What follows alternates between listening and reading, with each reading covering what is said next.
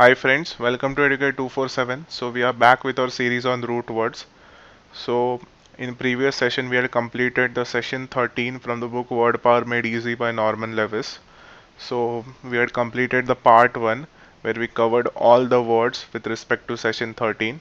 So I had promised you that in the part 2 we'll be discussing the practice exercises where we'll be actually testing the vocabulary developed in session 13.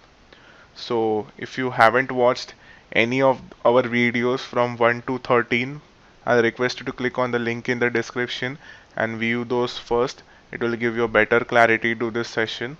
Also, if you are new to our channel, I request you to click on subscribe button and stay tuned with amazing MBA related content on our channel. Also, you could follow us on Facebook, Telegram, and we have a MBA preparation group on Telegram where you could join. We share amazing MBA related articles, general awareness questions, and also other CAT related prep materials. With this, we have launched our CAT Booster 2020 course, which is a 360-degree mentorship course, which you could avail at a discount of 1000 for a limited period of time. So let's begin with our session. So in our first part, we have the match the following. So these are the 10 words which were discussed in our previous sessions. So I'll request you to pause the video and to try to solve these words on your own, and we'll see the meanings one by one. So let's begin. So the first one is entomology, which is basically, if you remember, entomology related to insects, and this was science dealing with insects. Eccentricity is, which is something which is not circle, which is straightness basically, or oddness or unconventionality. Anatomy, internal workings or the physical structure. Dichotomy was divided into two opposite parts. So condition or state of being split into two parts is dichotomy. Epitomize, epitome, perfect example, just a summary or representation of whole. Philology is a love for a study of languages. So philology will be basically D, science or meaning of words and effects of words. Seventh would be C, which is science or meanings and effects of words, and philology will basically relate to linguistics, which is study of languages. They have similar meanings. Next is a sociology, which relates to science of social structures and customs. So this is 8. Next we have is aphrodisiac, who is having casual relationships. So something which causes, so the food which causes casual means arousal, you could say. So this is 9. And next is philanthropy, which means charitable work. So this is 10.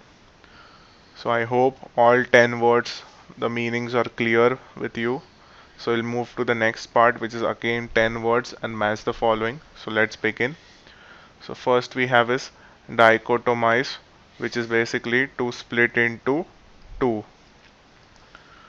Epitomize is relating to the summarizing or short summary. Philander is one who has casual relationships, so to engage in extramarital affairs. Filter, new word if you see. So filter is basically love portion or aphrodisiac. This is 4. Next is bibliophile. So bibliophile is book collector, simple. Next we have is anglophile. So Anglo means English people or the British people, and file is love, so one who is fond of British people or customs, etc., will be a Anglophile. Next is asocial. Asocial is someone who is introvert or someone who has withdrawn contact from people. Next is a tome, which is a dull or heavy book. Philological. Philological is basically pertaining to study of languages. And finally, sociological means pertaining to science of groups, conventions, and cultures. This is 10. So I hope this is clear. So we'll move to our next part, which is answer whether yes or no. So first one is a philanderer likely to be faithful to a spouse? So is he faithful to a spouse or he is having casual relationships? So definitely he is not faithful to his spouse. Next is, did Dr.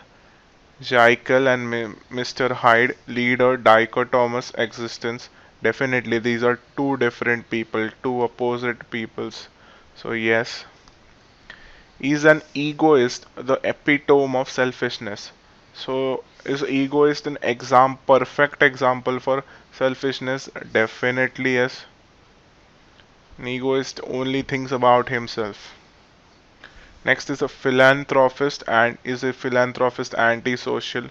Definitely no. He is someone who donates or looks for the welfare through donation of others. Is aphrodisiac intended to reduce sexual interest? Definitely not. It works for the arousal. Next we have is a bibliophile chief aim the enjoyment of literature? No. Basically his major aim is to read books and collect books for his love towards the books. Does a philologist understand etymology? Yes, a philologist studies language, so he must understand the etymology. Is semantics interested in more than dictionary meanings of word? Definitely. It relates to learning the details of each and every word. So it's definitely going to be yes. Is a social person interested in improving social conditions? No, he is actually an introvert. Is a light novel considered a tome? No, definitely not. A heavy or a dull novel is considered to be tome. So with this, I hope you have understood all the words discussed and all the questions discussed based on these words. If you have any doubts, you could just mention them in comment section. Also, if you're liking this video, don't forget to like and share this video with your friends. And also, please don't forget to give your reviews or suggestions regarding these videos. We'll definitely consider them in our next videos. And don't forget to subscribe our channel. Thank you and have a nice day.